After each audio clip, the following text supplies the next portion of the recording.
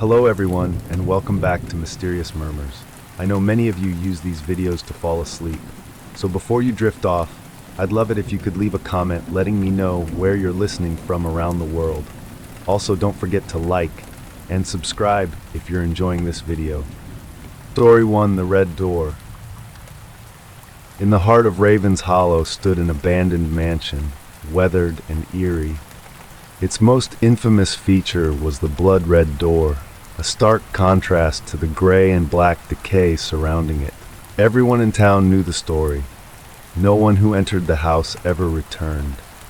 Legends swirled for generations. Some said it was cursed by an ancient warlock. Others believed it led to another dimension. Regardless of the theory, one thing was certain: the red door was forbidden. But Maya wasn't one to believe in ghost stories. A thrill-seeker and self-proclaimed skeptic, Maya had spent her life chasing adrenaline, skydiving, exploring haunted ruins, and diving into the depths of urban legends. So when she heard about the house in Raven's Hollow, her curiosity burned brighter than her fear. "It's just a door," she told her best friend Chris as they stood outside the rusty gate of the mansion. "Doors don't eat people." Chris looked uneasy. "Maya, this isn't like the abandoned hospital or that haunted forest. This place, it's different. People vanish and no one knows why." She rolled her eyes. "That's exactly why I'm doing this. Aren't you at least a little curious?" Chris shook his head. "I'm staying right here.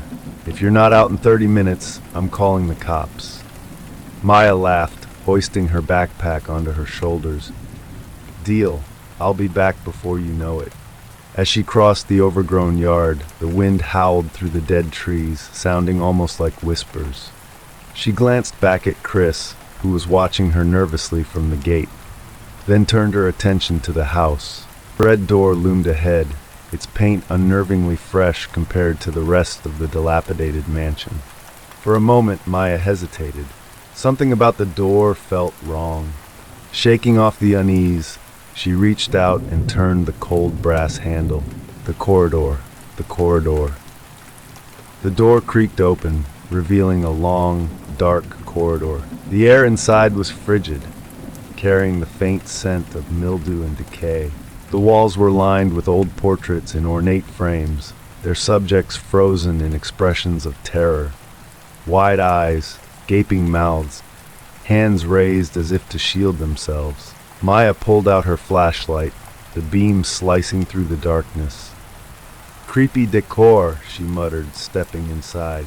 The door slammed shut behind her with a deafening bang. Maya spun around, her heart racing. She tried the handle, but it wouldn't budge. "Okay, cool. Trapped already," she muttered, her voice echoing unnaturally. Turning back to the corridor, she shone her flashlight on the portraits. The faces seemed to be watching her. As she moved, their painted eyes followed, tracking her every step. "It's just an illusion," she told herself, though her pulse quickened. Old paintings can be weird like that. The corridor stretched endlessly ahead, its walls narrowing slightly as she walked. The silence was oppressive, broken only by the sound of her footsteps. And then she heard it, a faint whisper. She stopped, holding her breath. The sound was soft and indistinct, like dozens of voices murmuring at once. "Hello," she called out, her voice shaky. The whispers stopped, the shifting portraits. Maya pressed on, trying to ignore the sense of being watched. The farther she went, the more distorted the portraits became. Faces melted into grotesque shapes, eyes bulging unnaturally, mouths stretching into impossible screams. Flashlight flickered. She smacked it against her palm, muttering a curse. As the beam stabilized, she froze. One of the portraits, a young woman with long black hair, was no longer on the wall. Maya spun around, scanning the corridor. The painting now hung behind her, the woman's face twisted into a sinister grin. "What the hell?" Maya whispered, backing away. The whispers returned, louder now, overlapping and frantic. They seemed to be coming from the walls themselves. "Turn back, leave, run." but the door was gone. The corridor behind her stretched into the same endless darkness as the path ahead. Panic surged through her. She broke into a run, the beam of her flashlight bouncing wildly. The portraits seemed to warp and shift as she passed, their faces contorting into expressions of agony. The mirror room. Finally, the corridor opened into a circular room. In the center stood an ornate, full-length mirror with a gilded frame.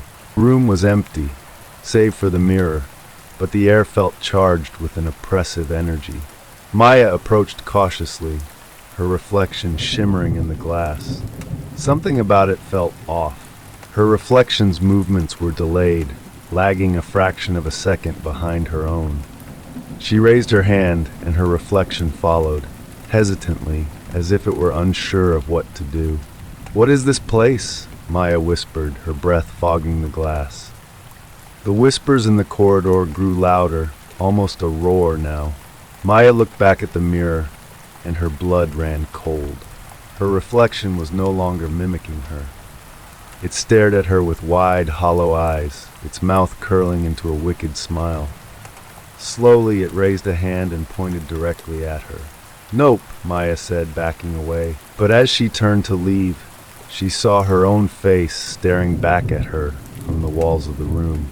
Portraits lined the circular space, each one depicting her in various stages of terror. A reflection in the mirror laughed, a hollow, echoing sound that reverberated in her skull. The red door's curse, curse. Maya's heart pounded as she tried to retrace her steps, but the corridor twisted and changed behind her. The walls seemed to close in, and the whispers became deafening. "Let me out!" she screamed, clawing at the walls. The faces in the portraits began to move, their mouths opening and closing as if trying to scream. One by one they whispered, "Join us." The corridor suddenly ended in another door, identical to the red door she had entered. Relief flooded her as she grabbed the handle and pulled it open. But instead of the outside world, she found herself back in the circular room with the mirror. "No, no, no!" Maya cried, stumbling backward. The reflection in the mirror was no longer hers. It was someone else, a young man, his face twisted in horror. He pounded on the glass, mouthing words she couldn't hear. Then his image faded, replaced by her own. Her reflection stared at her, its features slowly melting away. As it vanished, the glass darkened, and Maya saw something horrific. Hundreds of faces pressed against the other side, screaming silently. Her body froze as the mirror began to pull her in, the surface rippling like water. The new portrait. The next day, the townsfolk noticed something strange about the red door. Its surface seemed brighter, as if freshly painted. A local teenager dared to peek inside but found the door locked. Through the small window, he swore he saw a new portrait hanging on the wall. A young woman with wide, terrified eyes, her mouth frozen mid-scream. The house remained silent, its secrets buried behind the red door, waiting for the next curious soul to enter. Story 2, The Last Patient. Dr. Karen Walker sat at her desk, finishing the last notes of the day. It had been a long evening, filled with the usual mix of anxiety disorders, marital conflicts, and trauma counseling.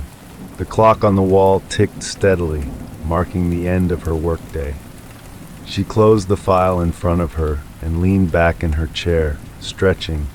The small office was quiet now, save for the hum of the overhead lights. She was about to power down her laptop when the soft ding of the bell on her office door startled her. Karen frowned. Her last patient had left an hour ago, and she hadn't scheduled anyone else for the evening. "Strange," she muttered, standing up. When she opened the door to the waiting room, a man sat in one of the chairs near the corner. He was hunched over, his hands clasped tightly, his gaze fixed on the floor. "Hello," Karen said cautiously. The man looked up. His face was pale, almost sickly, with dark circles under his eyes. His clothes were dusty, and his hair hung in limp strands over his forehead. "I'm here for my appointment," he said in a low, raspy voice. Karen hesitated. "I don't have you on my schedule. Are you sure you're in the right place?" He nodded slowly. I need to talk to someone. Please." Something in his tone stopped her from turning him away. He sounded desperate, like someone standing on the edge of an emotional abyss. "All right," she said gently. "Come in. The session begins." Karen led him into her office and gestured toward the plush chair opposite her desk. The man sat down stiffly, his hands still clasped together. "Can I get your name?" she asked, opening a new file on her laptop. "Daniel," he said after a pause. "All right, Daniel, what brings you here tonight?" He was silent for a moment, staring at the floor. Then in a voice barely above a whisper, he said, "I've been having dreams, nightmares. I don't know what's real anymore." Karen nodded, her pen poised over her notepad. "What kind of nightmares?" Daniel swallowed hard, his Adam's apple bobbing. "I keep seeing the same thing. I'm trapped in a box. It's dark, so dark I can't see anything. I can't move. I can't breathe. I scream, but no one hears me." Karen's pen paused mid-word. "That sounds terrifying. Do you feel this way often?" Daniel nodded. "Every night. When I wake up, I still feel like I'm in the box. Like the walls are closing in." As he spoke, Karen noticed a faint trail of dirt on the floor beneath his chair. She frowned, glancing at his hands. They were caked with dirt, the nails chipped and cracked. "Have you experienced anything recently that might have triggered these dreams?" she asked, her professional tone masking her unease. Daniel shook his head. "No, they just started one night out of nowhere." "Do you remember anything specific from the dreams? Any sounds, smells?" He hesitated, then nodded. "The smell of earth, wet, rotting earth. And sometimes I hear something, like shovels scraping against stone." Karen's stomach tightened. She dealt with many patients suffering from trauma-induced dreams, but there was something different about Daniel's demeanor, something unsettling. The dirt. The dirt. As they continued talking, Karen's attention kept drifting to the dirt. It wasn't just on the floor, it was on his sleeves, his pants, even his hair. It was as if he'd been rolling around in soil before walking into her office. "Daniel," she said carefully, "have you been spending time outside? Perhaps in a garden or a construction site?" He looked confused. "No." Karen hesitated, choosing her words. "It's just that there's dirt on your clothes." Daniel looked down at himself, his expression blank. "Oh, I didn't notice. Do you live alone?" she asked, trying to steer the conversation back to his personal life. "Yes," he said, "but it doesn't feel that way anymore." "What do you mean?" Daniel's voice dropped to a whisper. "Sometimes I feel like someone else is there, watching me, following me." A chill ran down Karen's spine. She forced a reassuring smile. "That can be a common feeling when we're dealing with intense stress. The mind can play tricks on us." Daniel didn't respond. He was staring at the floor again, his fingers twitching. The truth unfolds. "How long have you been having these dreams?" Karen asked, leaning forward. Daniel hesitated, his pale face becoming even paler. "A while. Can you be more specific?" His hands tightened into fists. "Since I died." Karen blinked, unsure if she'd heard him correctly. "What do you mean?" Daniel looked up, his hollow eyes locking onto hers. "I'm dead. I know I am. I remember it. The cold, the darkness, the weight of the earth pressing down on me." Karen's throat went dry. "Daniel, you're alive. You're here talking to me." He shook his head slowly. "No, this isn't real. I don't belong here." The air in the room seemed to grow colder. Karen tried to maintain her composure, but unease was creeping into her professional facade. "Why do you believe you're dead?" she asked. Daniel leaned forward, his voice dropping to a hoarse whisper. Because I remember the coffin, I remember the dirt, and I remember the people burying me. Karen's pen slipped from her hand, clattering onto the desk. The empty chair, the room fell silent. Karen stared at Daniel, unsure of what to say. His words were delusional, but the conviction in his tone made her skin crawl. I think we should pause for a moment, she said, her voice trembling slightly. She reached for her phone, intending to call for help, but when she looked back up, Daniel was gone. The chair was empty. Karen stood, her heart racing. "Daniel," she called out, her voice echoing in the empty office. The air smelled different now, earthy and damp, like freshly dug soil. The aftermath. Karen spent the rest of the night trying to make sense of what had happened. She checked her security camera footage, but there was no sign of Daniel entering or leaving the building. When she returned to her office the next day, she found a pile of dirt in the chair where he had been sitting. For weeks, she couldn't shake the feeling that she was being watched. At night, she heard faint whispers, like voices calling her name. One evening, as she was locking up, she noticed something new outside her office window. A single handprint, smeared in dirt. The nightmare started soon after. Story 3, The Flickering Streetlight. Mark Thompson's nightly walks were a ritual born of habit and necessity. After hours of staring at spreadsheets in his dimly lit office, the quiet streets of Westbridge offered him solace. Walking home felt like shedding a layer of the day's stress. The route never changed. He liked consistency, the calm familiarity of residential streets, the muted glow of porch lights, and the rhythmic hum of aging streetlights. One light in particular, at the corner of Elm and Pine, always caught his eye. It wasn't just old, it was alive in its own peculiar way. It flickered with a random cadence, as though sending messages in a secret, indecipherable code. He found it oddly comforting, a quirky detail in the otherwise mundane neighborhood. But tonight, the light seemed less playful and more menacing. An easy start. The chill in the air was sharper than usual as Mark turned onto Elm Street. He tugged his jacket tighter, his breath forming faint clouds in the cold night air. The street was quieter than usual, almost unnaturally so. He passed the first street light, its glow steady but dim. Ahead, the familiar flickering light of the old lamp at Elm and Pine danced erratically, its shadows stretching and twisting like living things. As he approached, the flickering stopped, and the light went out. Mark paused, staring up at the darkened bulb. A faint sense of unease prickled at the back of his neck. Then he heard it, a soft, deliberate sound. Footsteps. He turned sharply, scanning the street behind him. The pavement was empty, lined with parked cars and shuttered houses. "Hello," he called out, his voice breaking the stillness. No response. He laughed nervously, shaking his head. "It's just your imagination, Mark," he muttered, forcing his feet to keep moving. But the footsteps returned, faint but distinct, matching his own pace. Shadows and fear. Mark's heart quickened. The sound was unmistakable now, like shoes scuffing against concrete.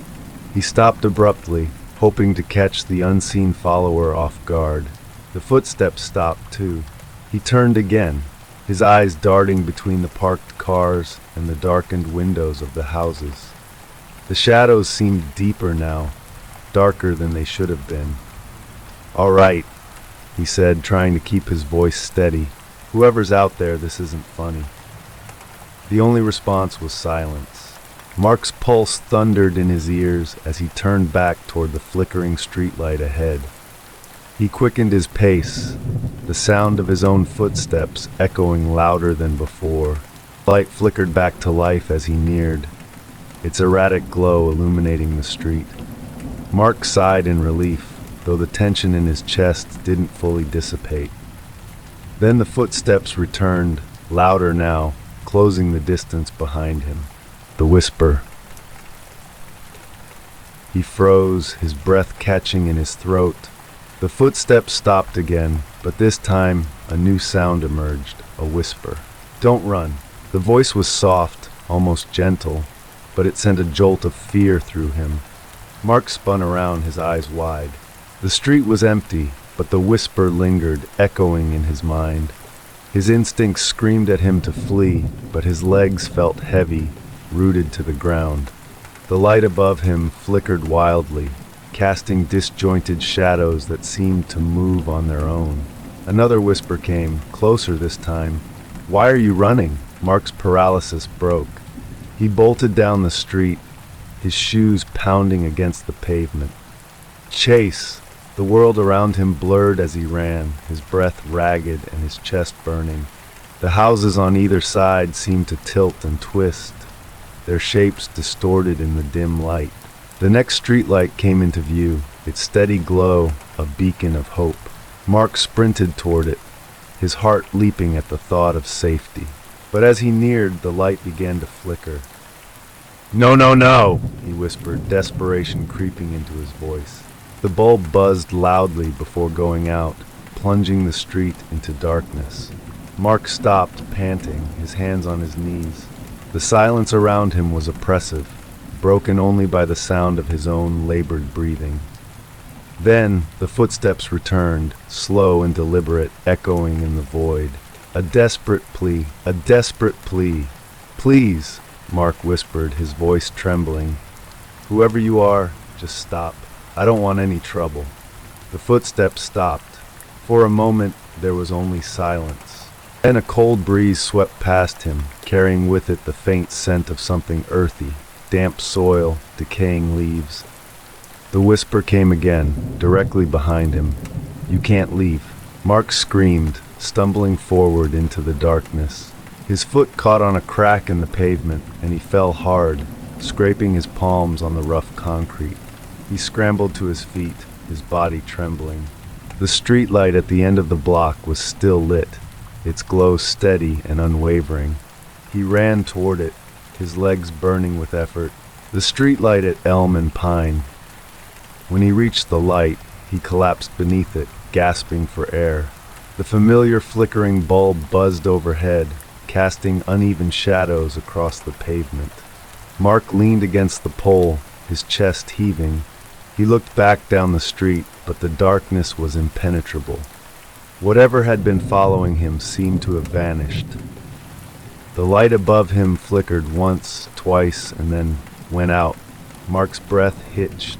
He reached into his pocket for his phone, but his hands were shaking so badly he could barely unlock it. The footsteps returned, slow and measured, accompanied by the whisper, "You shouldn't have run." Mark turned, his eyes wide with terror. The last thing he saw was the faint outline of a figure stepping out of the shadows, its face obscured, but its presence undeniable. The morning after, the residents of Westbridge woke to a quiet, uneventful morning. But on Elm Street, something unusual caught the attention of early risers. At the corner of Elm and Pine, beneath the old flickering streetlight, a pair of worn sneakers sat neatly on the sidewalk. There was no sign of Mark. The streetlight buzzed faintly, its erratic glow casting long dancing shadows. By nightfall, word had spread through the neighborhood. No one dared walk down Elm Street after dark again. Story 4: The Silent Ward. St. Mercy Hospital was a relic of the past, a massive Gothic structure built in the 1920s and barely updated since. While much of the hospital bustled with activity, one part of the building remained shrouded in mystery, the abandoned Ward C. Every nurse and doctor knew the stories. Patients who were transferred there during overcrowded periods never seemed to recover. Unexplained deaths, strange noises, and shadows moving in empty rooms plagued its history. 20 years ago, the ward was sealed off after the last patient, a boy named Andrew, died under suspicious circumstances.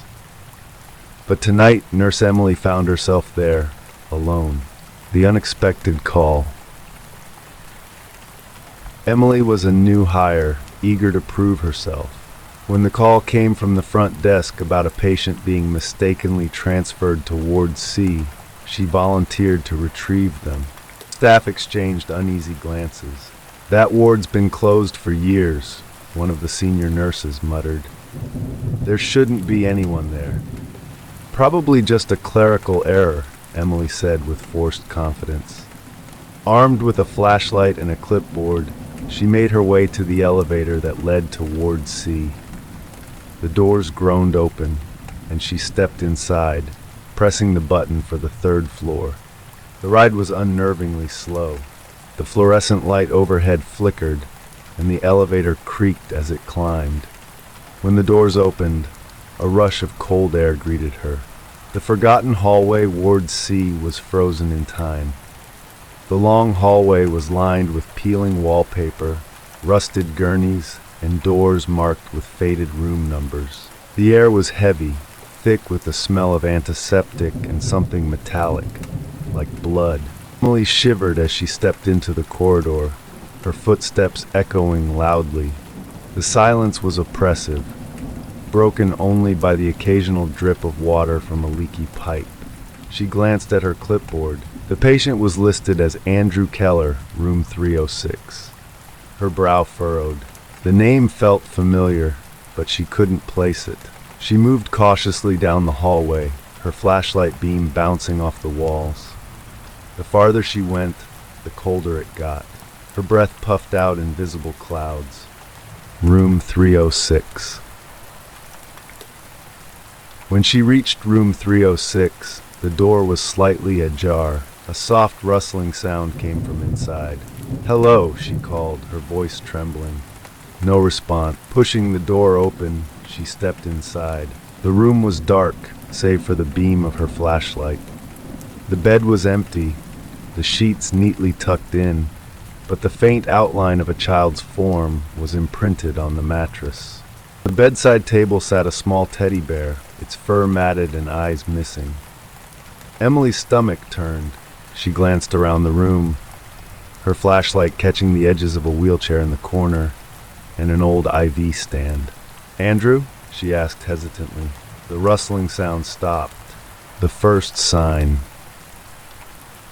As she turned to leave, the flashlight flickered, plunging the room into darkness. "Damn it!" she muttered, smacking it against her palm. When the light returned, she gasped. The bed was no longer empty. A small boy sat there, his head down, his hands clutching the teddy bear. "Andrew?" she whispered, her voice barely audible. The boy lifted his head slowly. His face was pale, his eyes sunken and ringed with darkness. A hollow smile stretched across his lips. "You shouldn't be here," he said in a voice that was too deep for a child. Emily stumbled back, her flashlight shaking in her hand. I'm here to help," she stammered. The boy tilted his head, his smile widening. "They don't like visitors." The shadows. The temperature in the room plummeted, and Emily's breath came out in frantic puffs. The shadows in the corners of the room began to shift, pooling together like ink spreading across the walls. Low whispers filled the air, growing louder with every passing second. Emily backed toward the door, her heart pounding. But as she turned to leave, the door slammed shut with a deafening bang. She yanked on the handle, but it wouldn't budge. "Let me out!" she screamed, pounding on the door. The whispers turned into guttural growls. She turned back to the boy, but he was gone. The bed was empty again, the teddy bear lying on the floor. Then she felt it, a cold hand on her shoulder. The revelation. The revelation. Emily spun around, her flashlight sweeping the room. No one was there, but the whispers continued, blending into words she could barely understand. "Stay with us, join us, you can't leave." Her knees buckled, and she fell to the floor, clutching the flashlight like a lifeline. Her eyes darted around the room, searching for an escape. In the corner, the shadows began to take shape. Figures emerged, patients, doctors, nurses, all with hollow eyes and twisted smiles. Emily crawled backward, her back hitting the cold wall. "What do you want?" she cried. A voice echoed through the room, deep and resonant. "To finish what we started." The escape summoning every ounce of courage, Emily scrambled to her feet and lunged for the door. This time, it gave way, and she stumbled into the hallway. The whispers followed her, growing louder as she ran. The corridor seemed endless, stretching on and on, the walls closing in around her. She reached the elevator and slammed her fist against the button. The doors opened with a groan, and she threw herself inside, hitting the ground floor button repeatedly. As the elevator descended, she heard a faint laugh, a child's laugh. When the doors opened, Emily bolted through the lobby, ignoring the confused stares of the staff. She didn't stop running until she was outside, the cold night air filling her lungs. The aftermath. Emily quit the next day, refusing to set foot in St. Mercy Hospital again. She tried to tell her co-workers what had happened, but they dismissed her claims as stress-induced hallucinations. Still, she couldn't shake the feeling that something had followed her. At night, she heard whispers in her apartment, felt cold spots in the air, and saw shadows moving where there shouldn't be any. One morning, she woke to find a small teddy bear on her nightstand, its fur matted and eyes missing. And on her bedroom wall, written in what looked like blood, were the words, "You can't leave. Story 5, The Curse of Whispering Grove." Deep in the heart of the Amazon rainforest lay an uncharted region called Whispering Grove. Locals refused to go near it, speaking in hushed tones of spirits that guarded the land. The stories told of explorers who entered but never returned, their screams said to echo in the trees long after they were gone. Still, Sarah, a thrill-seeking biologist, dismissed the tales as superstition. She was part of a team studying rare plants, and when their guide refused to lead them further into the grove, she decided to venture in alone. "This is just a forest," she muttered to herself, pushing aside thick vines. "There's nothing to fear." But as she stepped deeper into the grove, the forest seemed to come alive. The first sign. The air grew unnaturally still, muffling the sounds of the jungle. The usual chorus of chirping insects and chattering monkeys had vanished. Sarah paused, wiping sweat from her brow as unease began to creep over her. Then she heard it, a faint whisper. It was so soft she thought it might be the wind, but the tone was unmistakably human. "Sarah!" She froze, her heart pounding. "Hello," she called out, her voice shaky. "Who's there?" The whisper came again, closer this time, but from no discernible direction. "Leave." Shaking off her nerves, she pressed on, convincing herself it was her imagination. The totem, the totem. After an hour of trekking, Sarah stumbled upon a clearing. At its center stood a strange wooden totem carved with grotesque faces. The figures seemed to writhe and twist in the dappled sunlight, their hollow eyes staring into her soul. Around the base of the totem lay broken equipment. Old cameras, rusted machetes, and torn backpacks. "This must have belonged to the other explorers," Sarah whispered, kneeling to inspect a weathered journal. She flipped through its pages, the handwriting frantic and disjointed. "The whispers don't stop. They know our names. We shouldn't have come here." A final scrawled entry read, "The forest watches. It's alive. We are not alone." Sarah's stomach churned. She stood, clutching the journal tightly, and turned to leave the clearing.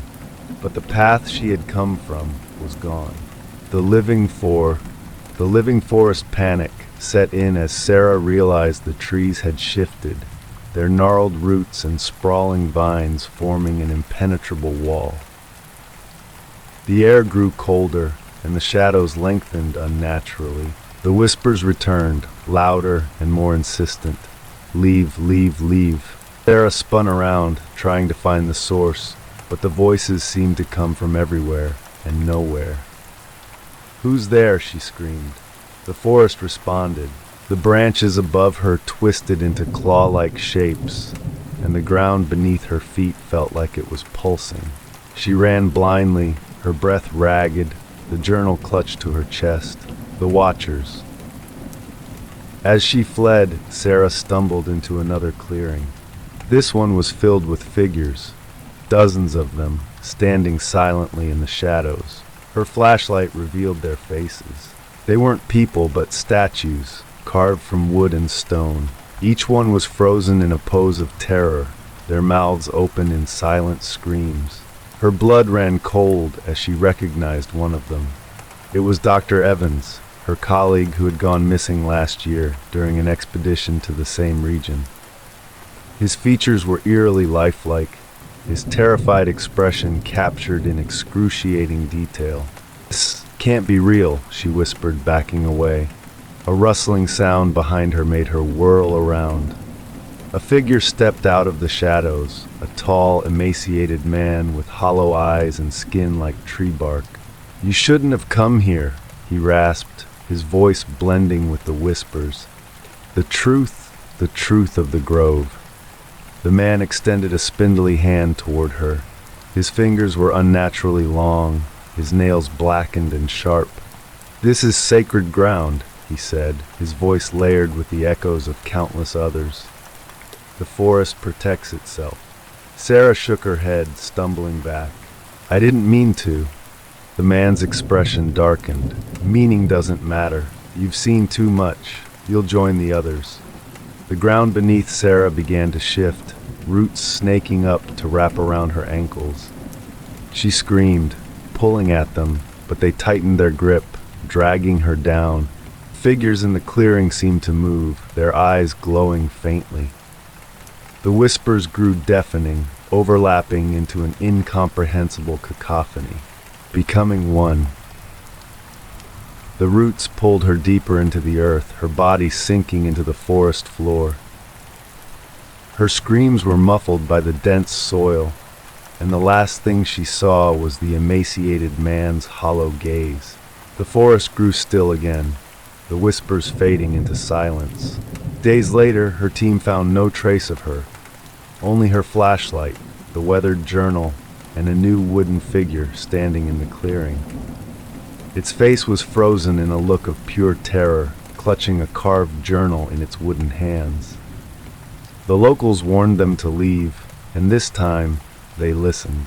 But on quiet nights, if you stand at the edge of Whispering Grove, you can still hear the whispers calling her name. Story 6, The Night Watcher. I've always been a night owl. Maybe it's the peace that settles over the world when the moon is high, or maybe it's the quiet comfort of being alone with my thoughts. But one thing is for sure, nights were my time. Living in the small, sleepy town of Ashbrook, I rarely had trouble with the dark. That was until he showed up. It started one evening, right before the clock struck midnight. I had just finished reading a book, the kind that wraps you in suspense until the last page. I remember setting it down on my nightstand, the last whispers of the story still echoing in my mind. The streetlights outside my window flickered in a strange way, like a warning that something was off. But dismissing it as nothing more than the quirks of old wiring, I slid under the covers and tried to get comfortable. Then I heard it, a soft tap on the window. First, I thought it was just the wind, maybe a branch swaying against the glass.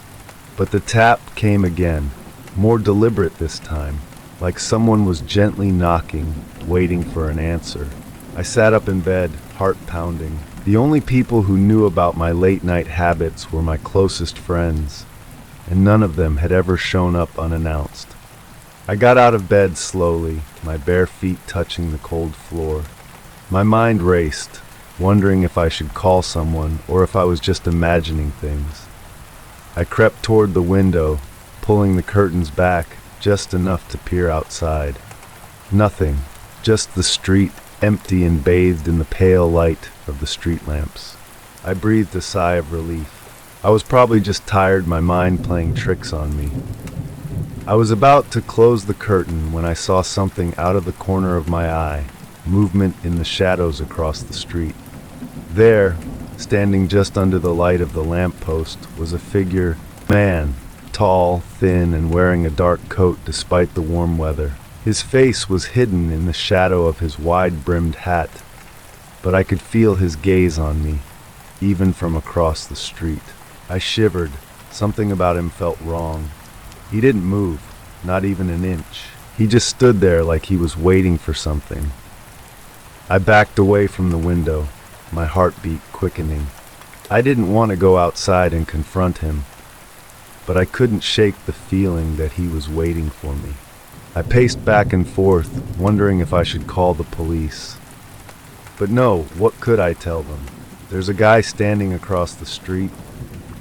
It sounded ridiculous, but as I turned to sit back on my bed, I saw something that stopped my breath in my throat. His face, just visible in the reflection of my bedroom window. I hadn't heard him move, but there he was, standing right behind me. He was so close that I could feel the chill radiating from him. His eyes, wide and hollow, stared directly at me, filled with an intensity that made my stomach twist. I couldn't move. I couldn't scream. His presence, though silent, was suffocating. I finally found my voice, shaky and hoarse. "What do you want?" He didn't answer. Instead, his lips curled into a smile, a slow, unsettling grin that didn't reach his eyes. Then, in one swift motion, he stepped back into the darkness, vanishing without a trace. I rushed to the window again, heart racing, expecting to see him standing there, waiting. But there was nothing. The street was empty, the lamppost flickering as it always had. My pulse thudded in my ears, and I was left alone with the feeling of dread that clung to me like a second skin. I didn't sleep that night. Over the next few days, I tried to convince myself that it had been a nightmare, a figment of my overactive imagination. But every night, without fail, I saw him again. Each time he was standing in a different spot, always watching. Sometimes he was across the street, sometimes in the park, just beyond my window. But no matter where he stood, I could feel his eyes on me, cold and unblinking. I stopped looking out the window, afraid of what I might see. But even with my blinds closed, I couldn't shake the feeling that he was still there, lingering just outside my door. One night, I mustered the courage to confront him. My mind was a blur of fear and confusion, but I knew I couldn't keep living in terror. I grabbed my keys, opened the front door, and stepped out into the night. The air was thick with humidity, and the street was eerily quiet, as if the world was holding its breath. I walked toward the corner where I usually saw him standing. As I rounded the bend, I saw him, his tall, thin figure silhouetted in the dim light. He was facing me now, his head slightly tilted as though waiting for me. "Why are you following me?" I demanded, my voice trembling despite my best efforts. He didn't answer. I took a step forward, trying to gather the courage to speak again. But before I could, he lifted his hand and pointed straight at me. His fingers were long and unnaturally pale, almost skeletal, and his gesture was deliberate. It was then I noticed the dark shape in the background, barely visible in the distance. A black car parked by the curb. A single figure sitting inside, watching, blinked, and in that instant, the figure was gone. Just like that, as if they'd never been there at all. I didn't understand. I couldn't make sense of it. But the air around me thickened, suffocating, and I realized something terrifying. I hadn't been the only one watching him. I turned back toward my house, panic rising, my breath coming in shallow gasps. From the shadows, a voice whispered, low and cold, "Don't look away." The last thing I remember was running back into my house, locking every door and window, but I knew deep down that I was never going to be safe again.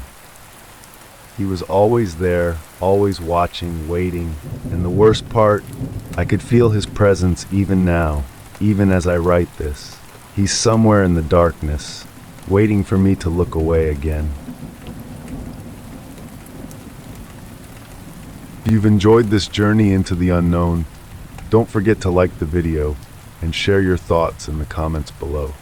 Have a tale of your own or a legend you'd like us to explore? Let us know.